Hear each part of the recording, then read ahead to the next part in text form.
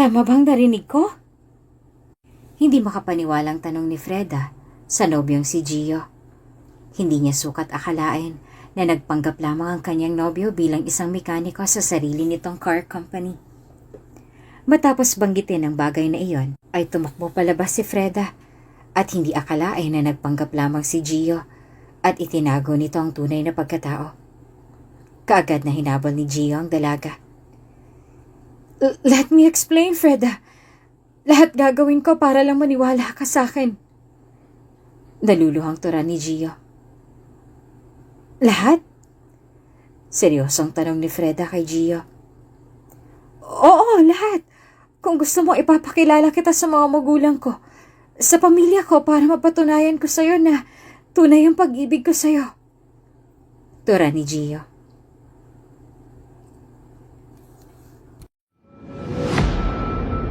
Kung bago ka pa lang sa channel na ito, Ate Jane TV, huwag kalimutang pindutin ang notification bell and subscribe button. Sana po hindi naman malaking abala sa inyo ang pagpindot ng subscribe button dahil ang kapalit po nito ay ang pagsuporta para makapag-produce ng mga libreng stories sa mga channels ni Ate Jane. Maraming salamat! Oh, bagong pasok lang to si Gio Maging mabait kayo sa kanya at maging pala kaibigan. Tura ng manager sa car company na pinasukan ni Gio. Namasukan si Gio bilang isang mekaniko sa isang kumpanya. Naman, boss! Gio, ang galing kapangalan mo si Gio San Miguel?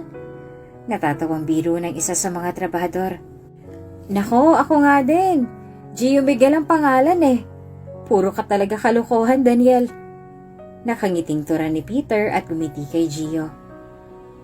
Ayos lang yon, sanay naman ako. Masaya ako na makilala kayo. Wika ni Gio at ngumiti sa mga ito.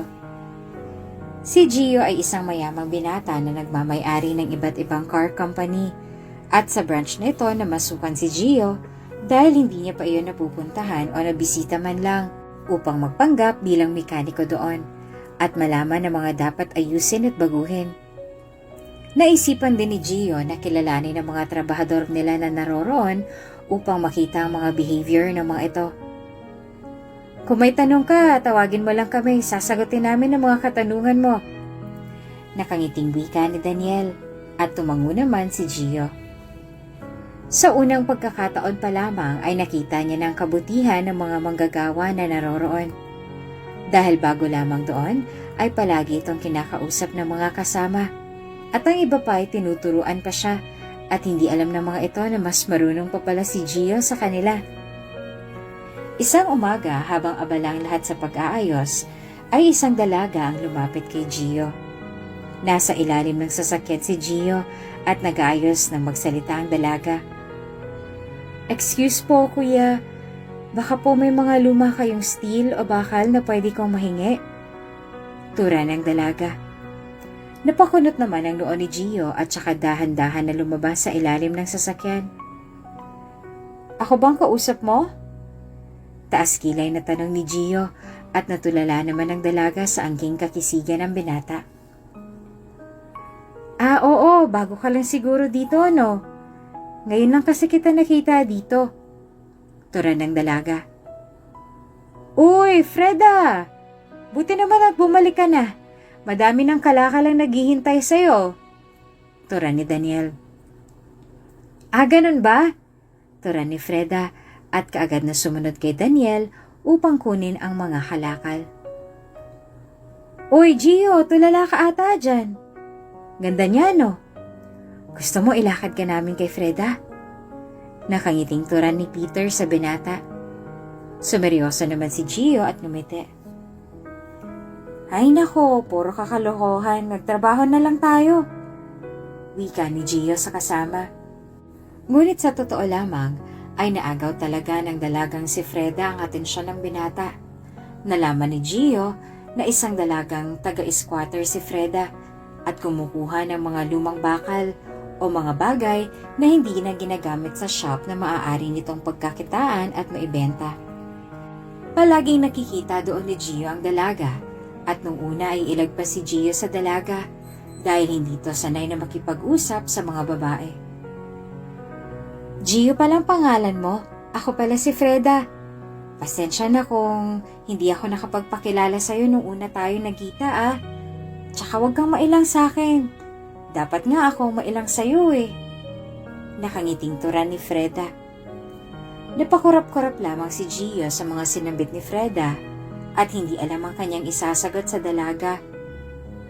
Oo, Gio ang pangalan ko. Nice to meet you. Wika ni Gio at matamis na ngumiti sa dalaga. Ayun, formal na tayong magkakilala. Taga dyan lang ako sa squatter.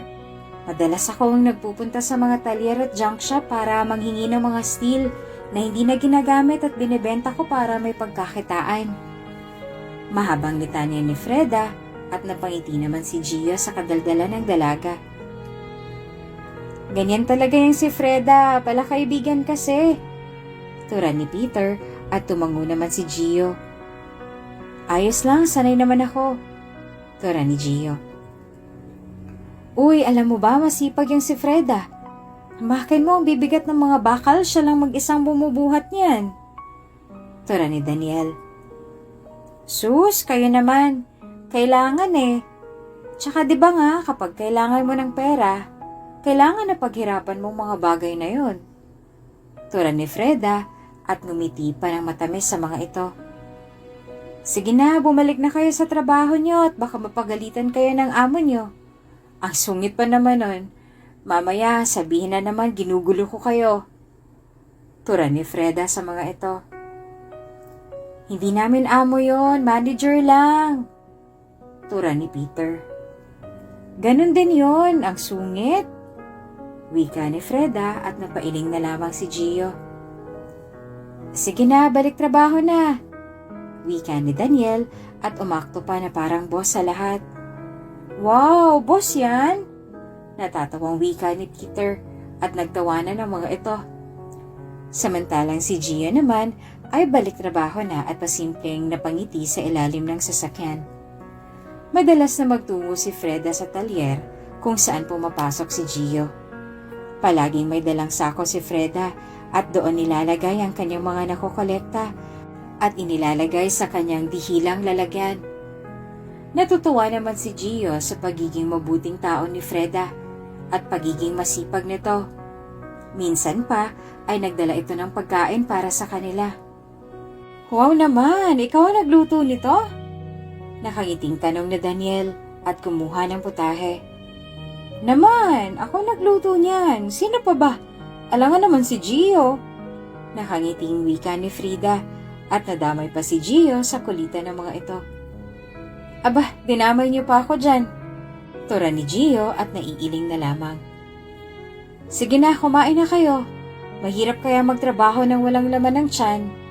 Tsaka kapag gutom, tsaka dapat kahit na nagtatrabaho kayo at abala, dapat intindihin niyo pa rin ang kalusugan niyo. Health is always first. Nakangiting turan ni Freda. Abat may pa-English ka na. Pagbibiro pa ni Daniel. Kumain ang mga ito at maging si Gio. Labis na nasihan sila sa luto ni Freda. Sa paglipas ng mga araw, unti-unti nang nasanay si Gio sa presensya ng dalaga. At madalas pa nga siya na mismo nagtatabi ng mga bakal para lamang sa dalaga.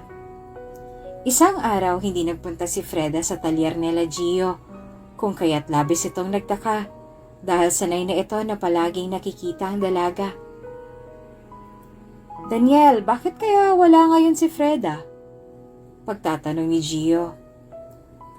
Minsan ganun talaga yung si Freda. Minsan hindi nagpupunta. Bakit? Mismo na agad? Sagot ni Daniel at biniro pa ang binata. Nagtataka lang ako. Kayo talaga napaka-issue nyo. Natatawang tura ni Gio. Sa totoo lang ay nagtataka talaga siya at kahit na hindi niya aminin sa kanyang sarili, ay namiss niya talaga ang dalaga. Namiss mo agad yung bunganga na napakadaldal. Pag nandito, hindi ka naman kumikibo. Tura ni Peter. Torpe. Pabulong panawika ni Daniel. Naku, puro talaga kayo kalokohan. Naiiling na wika ni Gio at nagtungo na lamang sa isang nagpapaayos ng sasakyan. Matapos na mag-asaran, ay ilang sandali lamang ay dumating na si Freda. Pawis na pawis ang dalaga at mababakas ang pagod sa mukha nito. Speaking of Freda, nandito nang hinahanap mo, Gio. Turan ni Peter at kaagad naman na lumabas si Gio. Pwede makiinom? Uhaw kasi ako. Grabe, sobrang init. Turan ni Freda at nagpunas pa ng kanyang pawis. Teka, ikukuha kita. Turan ni Gio na kararating lamang. Salamat wika ni Freda. Kagad na kumuha ng tubig si Gio at ibinigay iyon sa dalaga. Ano bang nangyari? Bakit parang aligaga ka? Takang tanong ni Peter sa dalaga. Sobrang init kasi, pakiramdam ko, natutong ako sa araw pero ayos na. Paliwanag ni Freda at ininom ang tubig na binigay sa kanya ni Gio. Dapat kasi magdala ka ng payong. O kaya naman sa hapon ka na lang kumuha ng mga bakal para hindi mainit. Baka mamaya bigla ka pang mag-collapse dahil sa sobrang init. Payo ni Gio sa dalaga at tila ba concern kay Freda. Uy, may namumuong pag-ibig! Panunudyo ni Daniel sa dalawa. Baka namumuong inis. Puro kayo kalokohan. Sige, balik trabaho na. Tura ng manager nila at kaagad na bumalik sa trabaho ang tatlo. Nagulantang pa ang mga ito sa pagsulpot ng kanilang manager. Ngunit mabuti na lamang ay hindi ito masungit sa araw na yon. Grabe, nakakagulat si manager. Tura ni Peter. Puro kasi kayo kalokohan, yan tuloy. Buti na lang hindi bad mood si manager. Tura ni Gio na naiiling na lamang. Sus, kamo, kinikilig ka kay Freda. Bakit di mo ligawan? For sure naman pasado ka dun kay Freda. Tura ni Daniel at ngumiti pa sa binatang si Gio. Gusto mo, ilakad ka namin? Ano, G? Basta libre mo kami ng lunch, ha? Nakangising tura ni Peter at tinaas baba pa ang kanyang makapal na kilay. Tapusin niyo na lang ginagawa ninyo. Tura ni Gio at nag-ayos na muli ng sasakyan. Napapailing na lamang si Gio sa mga sinambit ng mga kasamahan. Sa totoo lamang, para sa kanya ay napaka-attractive ni Freda. Kahit napawisan ito kanina ay mababakas pa din ang kagandahan nito at napakabangong samyo. Matapos ang pag-aayos ay nag-break time na ang mga ito at nandun pa din si Freda dahil kukunin nito ang mga lumang steel na meron sa talyer. Ano, break time niya na? Ang sungit talaga ng manager niyo no? Kala mo naman kinaangas niya yun. Tura ni Freda. Ginagawa niya lang trabaho niya, Freda. Singit ni Gio at nagpunas pa ng kanyang pawis. Sabi ko nga. Nga pala, madami na ba yung bakal dyan? Kukunin ko na. Nakangiting wika ni Freda. Madami na, si Gio ang nag-ipon, sa kanya mo hingin. Tura ni Daniel. Aba, ang galing, saan na? Amin na para makauwi na ako at may gagawin pa kasi ako Magiliw na wika ni Freda. Binenta ko na. Walang emosyon na tura ni Gio. Biglang nagtawa na naman ang mga kasamahan nito nang makita ang reaksyon ni Freda na bagsak ang balikat na tila ba pinagsakluban ng langit at lupa. Bakit mo binenta? Aagawan mo pa ako ng pagkakakitaan? Matamlay na litanya ni Freda. Aba, balak ata ni Gio na makipagkompetisyon sa'yo. Natatawang wika ni Peter. Ito yung pinagbentahan sa'yo na. Malamig na tugon ni Gio at ibinigay ang pera kay Freda. Natulala naman si Freda at hindi makapaniwala. Legit tol, binenta mo talaga para kay Freda? Kunot noong tanong ni Daniel.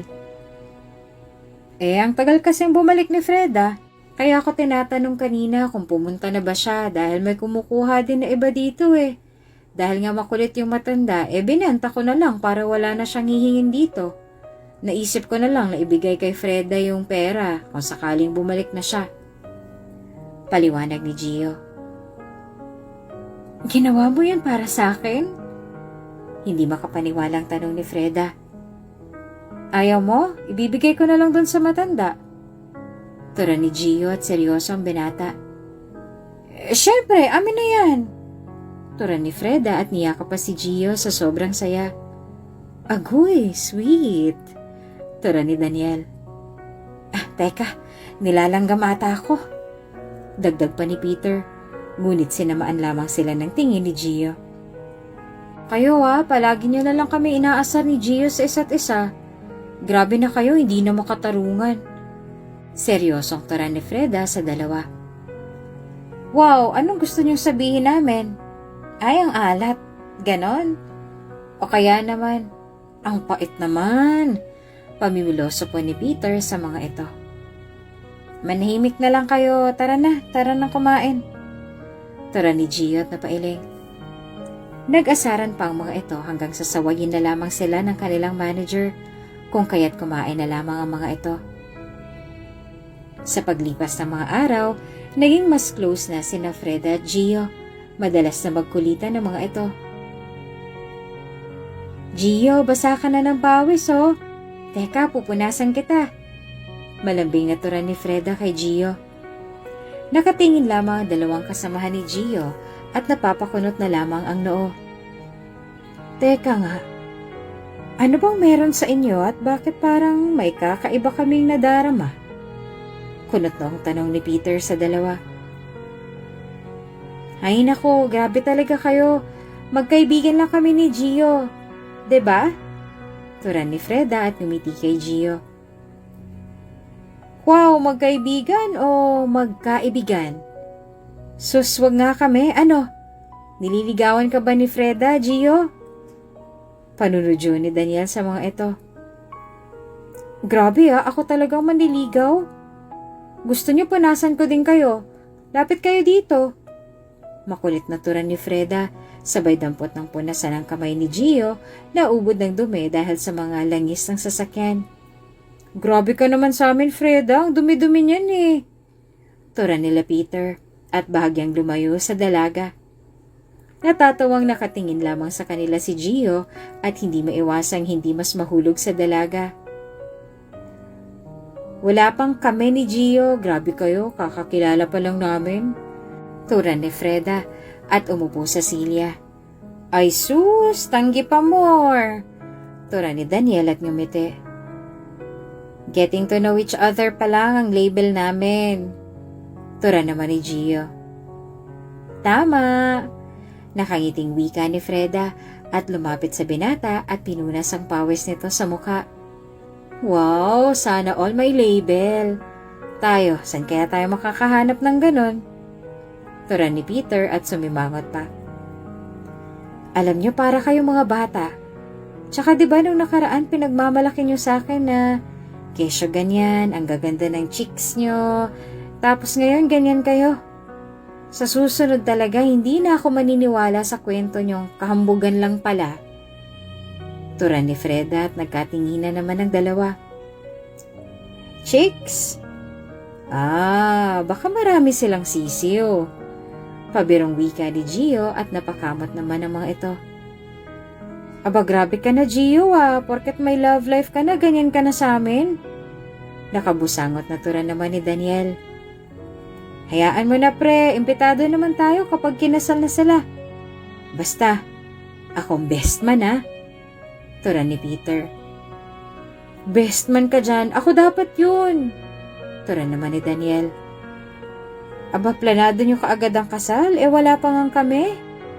Tura ni Freda. As if naman patatagalin nyo pa, diba? Alam naman namin na in love na kayo sa isa't isa. Tsaka, ilang buwan na din bang lumipas nang una kayong magkakilala? Tsaka mabait naman tong si Freda.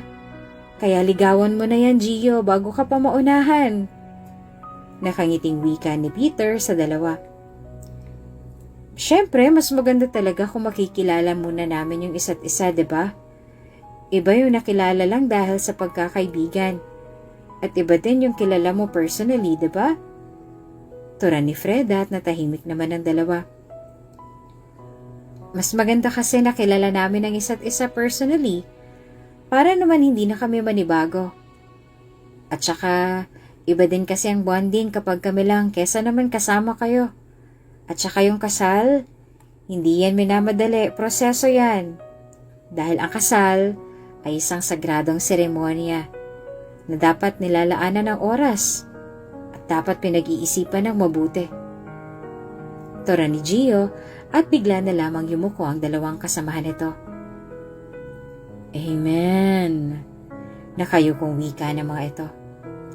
Natawa naman si Freda sa ginawa ng dalawa at napailing na lamang si Gio. Ako, puro talaga kayo kalokohan. Natatawang wika ni Freda. At least, hindi killjoy. Ang saya nyo nga Ginawa nyo kaming kengkoy. Tara ni Daniel. Kayo din naman ang nagpapatawa Bakit? Sinabi ba namin na gawin nyo yan? Tara ni Gio. At least, napasaya namin kayo. Pangangatwiran pa ni Peter. Mamaya pala Gio, labas tayo after work mo kung free ka.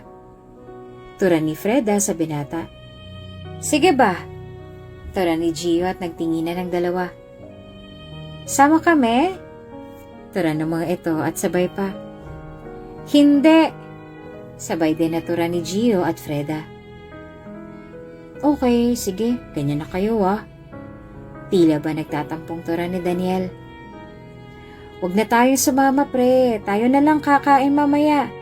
Tsaka alam mo na, getting to know each other ang label nila. Kaya huwag na tayong sumabit. Tura ni Peter at napatangu-tangu naman si Daniel. Eto mo tingnan mo, buti pa si Peter may common sense.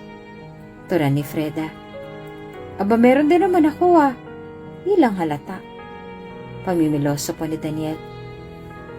Tapusin na lang natin ang trabaho mamaya. Dadating naman si manager. Abot langit na sermon na naman ang matatamo nyo. Tura ni Gio sa dalawa. Tataka nga ako dun kay manager. Bait-bait kay Gio. Tapos sa amin ang sungit. Aba pinaglilihian ata yung kagwapuhan namin. Pagrereklamo ni Peter. Kamo, mabait kasi itong si Gio. Kayo kasi nauna pang daldalan kaysa tapusin ang trabaho. Tsaka paano maglilihi si manager nyo? Lalaki yun. Tura ni Freda sa dalawa. Baka insecure sa kagwapuhan namin? Panot kasi yun Natatawang wika ni Daniel. Sinong panot? Biglang tanong ng manager. Ay, kalabaw na panot. Napatalon pa sa gulat si Peter nang biglang magsalita ang kanilang manager. Ay, wala po si Peter kasi mukhang panot ang lapad kasi ng noo. Tura ni Daniel at natawa naman si Freda. Pre naman, walang laglagan. Tura ni Peter at sumimangot pa. Kaya talaga puro kayo kalokohan. Tapusin niyo ng trabaho niyo kaysa nagdadakdakan kayo dyan ng mga kalokohan. Sige na, trabaho na. Tura ng manager at naiiling na bumalik sa trabaho ang mga ito. Sige Gio, text na lang tayo mamaya. Wika ni Freda kay Gio. Sige. Wika ni Gio at ngumiti pa sa dalaga. Ay pre, nakita mo yon? Si Gio ngumiti. Nakangiting bulong ni Peter. Inlababo Turan pa ni Daniel. Sir, inlababo ka daw Turan ni Freda sa manager at kaagad na tumikom ang bibig ng dalawa. Ano, Peter, Daniel, magtatrabaho ba kayo o magmamarites lang? Tanong ng manager sa dalawa. Kumikilos na nga po, boss Wika ng dalawa at bumalik na sa kanilang trabaho. Matapos noon ay umalis na din si Freda at balik trabaho naman ang mga ito. Matapos ng trabaho ay kaagad na tinext ni Gio si Freda at nagkita na lamang ang dalawa sa labas ng shop. Aba, aga nyo ngayon natapos Tura ni Freda sa binata. Yung dalawang pang-asar na iwan pa, di nila tapos ang ginagawa nila. Puro kasi asaran. Pero ako natapos ko na agad, kasi inayos ko yun ng maaga. Tura ni Gia sa dalaga. Naku, ganun na talaga yung dalawang yun. Wala namang kaso sa kanila yun kasi malapit lang ang bahay ng dalawang yun. Tura ni Freda sa binata. Ikaw, saan banda yung bahay mo? Tanong ni Gio sa dalaga. Nako, huwag mo nang alamin. Madumi kasi doon, tsaka maingay. Alam mo na kapag squatter. Paliwanag ni Freda sa binata. Ayos lang naman sa akin yun. Pero kung ayaw mo, hindi naman kita pinipilit. Tura ni Gio kay Freda at ngumiti sa dalaga. Sa totoo lamang ay wala namang pakialam si Gio sa estado ng buhay ng dalaga. Dahil para sa kanya, ang mahalaga ay naging totoo ito sa kanya. Sa paglipas ng mga araw, buwan at taon, ay nagpatuloy ang ugnayan ng dalawa sa isa't isa, hanggang sa sinagot na nga ni Freda ang binatang si Gio. Ay sus, ang sweet naman ng lovebirds! Tura ni Daniel sa dalawa. Naglalambingan kasi si Gio at Freda. Sinusubuan ng dalagang binata ng kanin at ulam, at ganun din si Gio. Alam nyo, respeto naman sa single dyan, oh. Dagdag pa ni Peter. Tama. Ang sakit nyo sa mata. Tura ni Daniel at sumimangot pa. Hay nako, ang dami niyong sinasabi. Hindi ba ginusto niyong sumama sa date namin? Di magdusa kayo. Tsaka aba, normal lang naman sa magjowa na nagsusubuan, diba? Paliwanag ni Freda. Alam niyo yung salitang PDA? Pagtatanong ni Peter. Oo, bakit? Gusto niyo ba magsubuan din kayo ni Daniel para naman di kayo low-key at naiinggit dyan? Tura ni Gio sa dalawa. Sus, sige nga pre, subuan mo din ako? Tura ni Daniel at ngumanga pa. Sungal-ngalin kita gusto mo? Nakasimangot na tura ni Peter. Sige na, uuwi na muna kami, nakakahiya sa inyo. Tura ni Daniel at bitbit ng mga ito ang mga pagkain.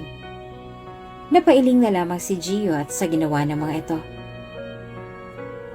Sama ka sa akin, may ipapakita ako sa'yo. Tura ni Gio kay Freda at hinawakan ng kamay ni Freda. Sabay na lumabas ang dalawa ng kainan.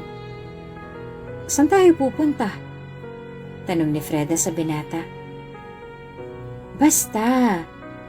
Nakangiting wika ni Gio at naglakad lamang ang dalawa hanggang sa nakarating ang mga ito sa isang publikong pasyalan. Anong gagawin natin dito? Tanong ni Freda. Basta, wait ka lang dyan. Sabayan mo ako magbilang hanggang 10. Tura ni Gio sa dalaga. Ano na naman tong pakulo mo? Kunot ang tanong ni Freda sa binata, ngunit sa totoo lamang ay kinikilig na talaga ang dalaga. Napaka-romantiko ng gabing iyon at binabalot sila ng lamig ng hangin. Ngunit pinainit silang dalawa ng kanilang pagmamahal sa isa't isa. Magbilang na lang tayo at makikita mo. Tura ni Gio sa dalaga at niyakap nito si Freda mula sa likuran na talaga namang napaka-romantiko. Sabay na nagbilang ang dalawa hanggang 10 at natapos nun ay nabahalot ang paligid ng maiilaw na fireworks sa kalangitan. Ang ganda! Paano mo nalaman na may fireworks display ngayon? Tanong ni Freda sa nobyong si Gio. Wala lang, nakita ko lang kahapon sa flyers. Ang ganda, 'di ba?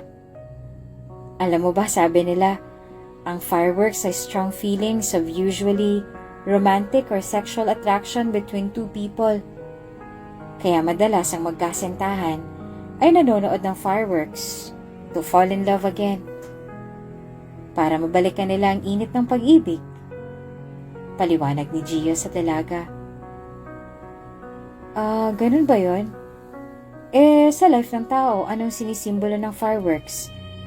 Kasi bukod sa mga magkasintahan, madalas na makita ko yung mga pamilyang nanonood kadalasan ng fireworks display. Tura ni Freda at nagtanong sa binata. Well, fireworks can represent joy and happiness. In short, fireworks means happiness and joy in life of every people. Kaya nga kadalasan tuwing may mga selebrasyon, mayroong fireworks. Kasi pinapaalala ng fireworks ang kasiyahan at kaligayahan sa buhay ng tao. Paliwanag ni Gio kay Freda. Sa akin, ang fireworks ang nagbibigay liwanag sa buhay ng bawat tao.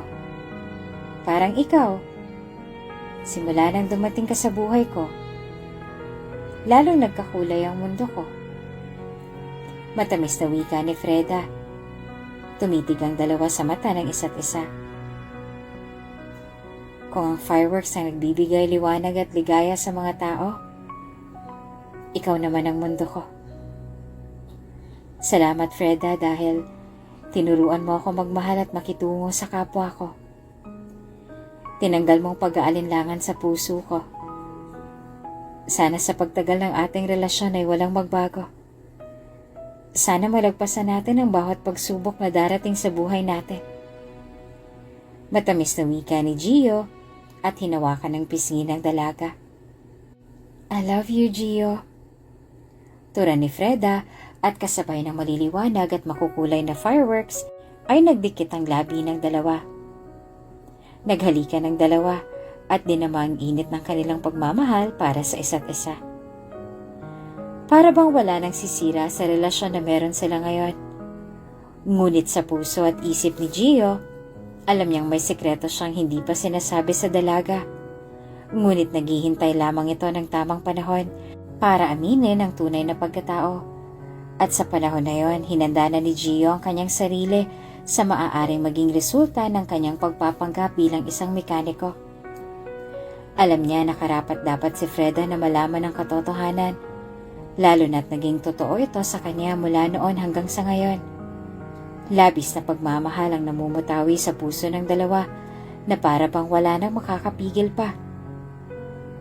Sa paglipas ng mga araw ay mas lalong naging matatag ang relasyon ng dalawa. Hanggang sa nagpasya na si Gio na sabihin ang katotohanan sa kanyang nobyang si Freda. Welcome po. Gio, ikaw na nga muna kay sir. Hindi ko pa tapos ang ginagawa ko eh. Tura ni Daniel. Sige. Tipid na wika ni Gio at lumapit sa matandang customer. Gio? Tama ba? Ikaw nga, anong ginagawa mo dito? Takang tanong ng matanda. Nanlaki ang mga mata ni Gio nang mapagtanto na kakilala niya ang matandang customer. Ano po ba ang sira ng sasakyan mo? Tanong ni Gio at nagkunwari na hindi narinig ang sinambit ng matanda. Teka, di ba ikaw si Gio San Miguel, yung may-ari ng car dealership? Anong ginagawa mo dito? Takang tanong ng matanda kay Gio. Napahinto ang kanyang mga kasamahan sa ginagawa at mas lalong nagulat ay si Freda. Tama bang narinig ko? Hindi makapaniwalang tanong ni Freda sa nobyong si Gio. Hindi niya sukat akalain na nagpapanggap lamang ang kanyang nobyo bilang isang mekaniko sa sarili nitong car company. Matapos banggitin ang bagay na yon, ay tumakbo palabas si Freda at hindi akalain na nagpanggap lamang si Gio at itinago nito ang tunay na pagkatao. Kaagad na hinabol ni Gio ang dalaga.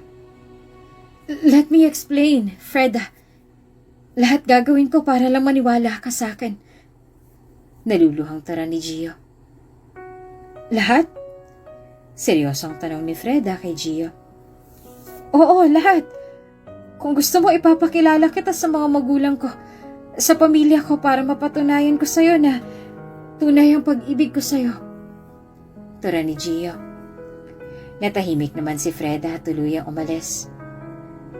Napaluha na lamang si Gio nang hindi siya sinagot ng dalaga.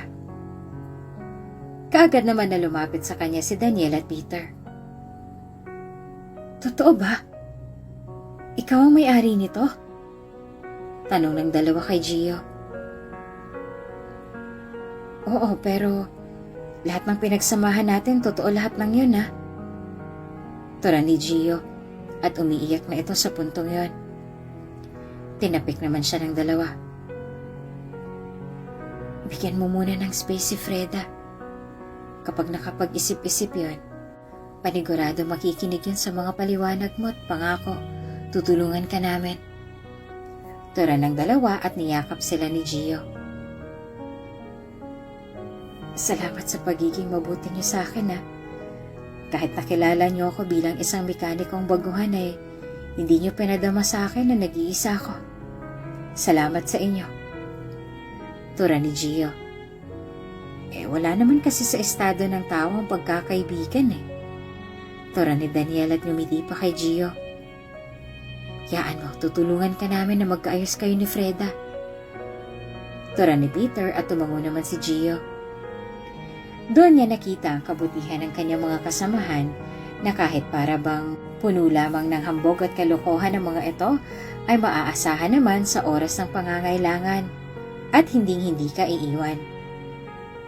Ilang araw ding hindi nakita ni Gio si Freda. Tinatawagan at tinetext niya ito, ngunit hindi ito sumasagot. Pakiramdam ni Gio ay wala ng pag-asa pa na magkaayos sila ni Freda. Hanggang sa isang araw ay nagpunta si Freda sa talyer ni Gio. Gio, hinahanap ka ni Freda. Tura ni Daniel kay Gio. Gio na lamang sinambit ng binata na itawag sa kanya ng mga ito. Dahil kahit na siya pa ang may-ari ng talyer, ay gusto nito na manatili ang kanilang pagkakaibigan na kanilang binuo. Talaga ba nandyan si Freda? Tila ba nagkaroon ng pag-asa ang puso ng binata? Oo, nandyan siya. Gusto kanyang makausap. Gio, tawag ni Freda sa binata. Kaagad na naluha si Gio nang muling marinig ang tinig ng dalaga. Freda! Tara ni Gio sa dalaga at mahigpit itong niyakap. Pwede ka ba ngayon? Gusto kong marinig ang paliwanag mo. Tura ni Freda sa binata. Sige ba, tara sa labas. Sa palagi nating tagpuan. Tura ni Gio at sabay na lumabas ang dalawa. Pagdating sa lugar ay kaagad na nagsalita si Freda.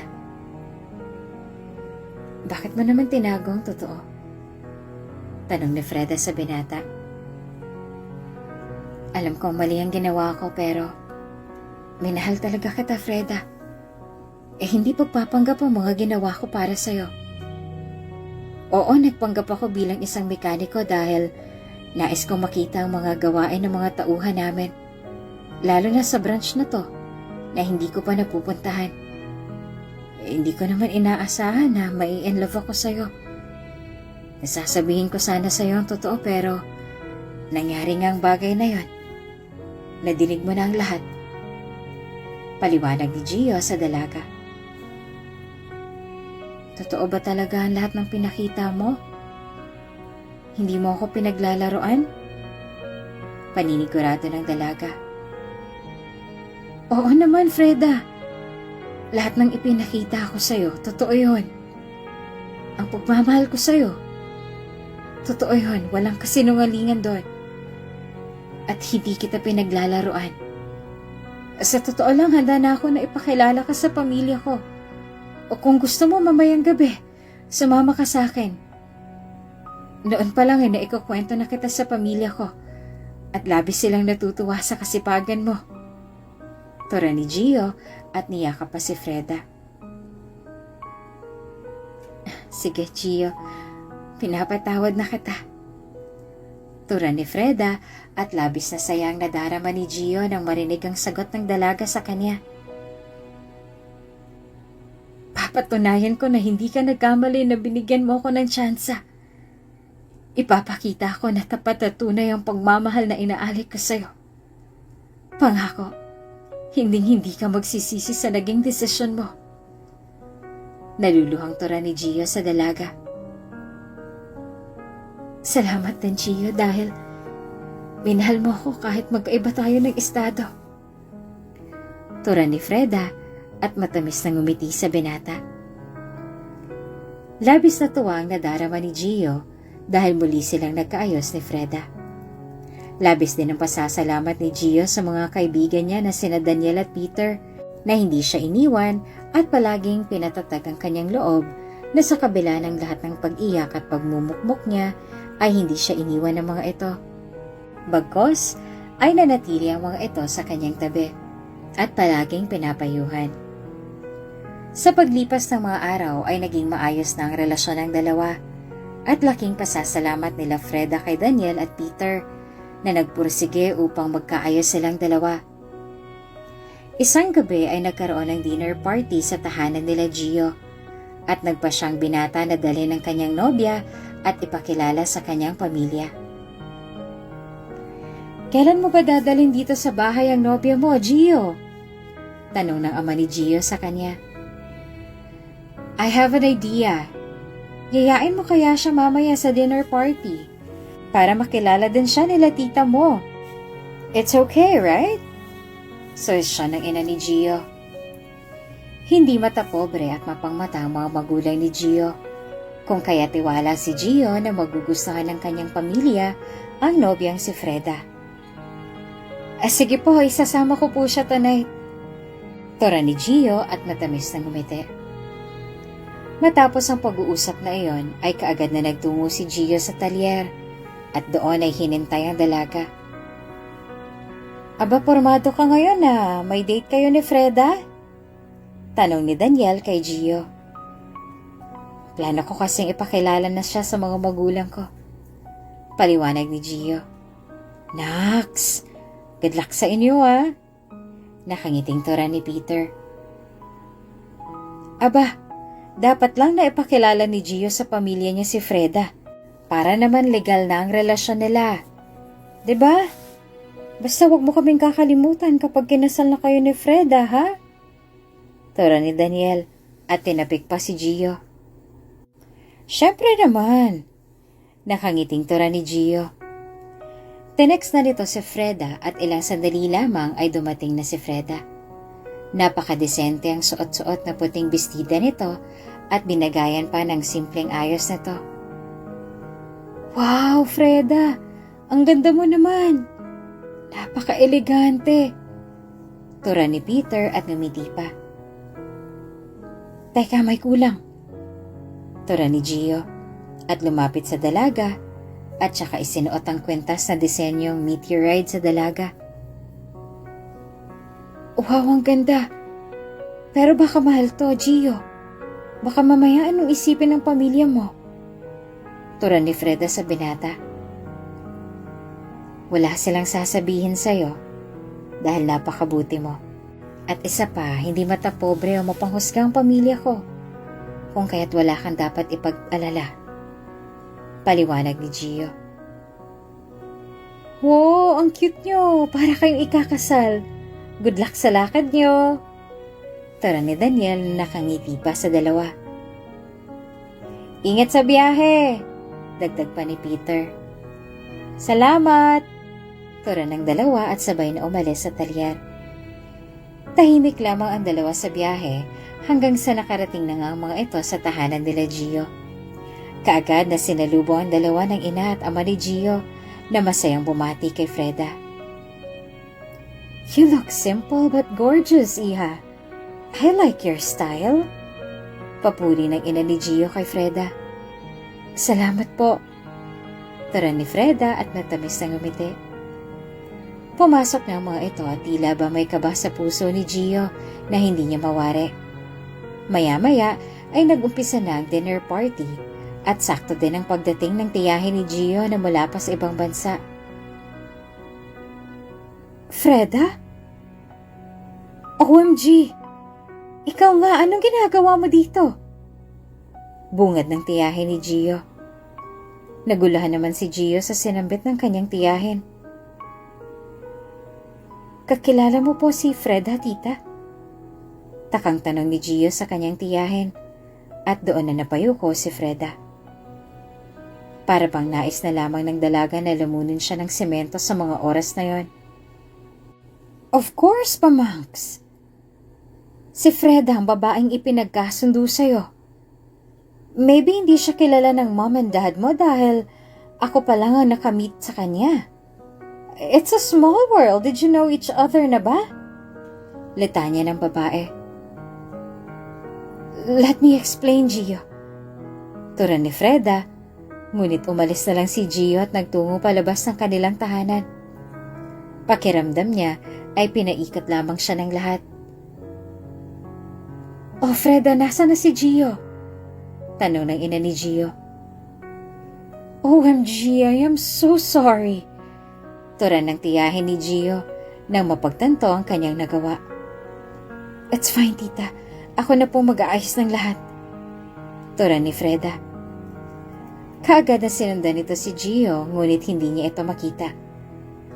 Matapos ng gabing yon, ay hindi na nakapag-usap pa ang dalawa.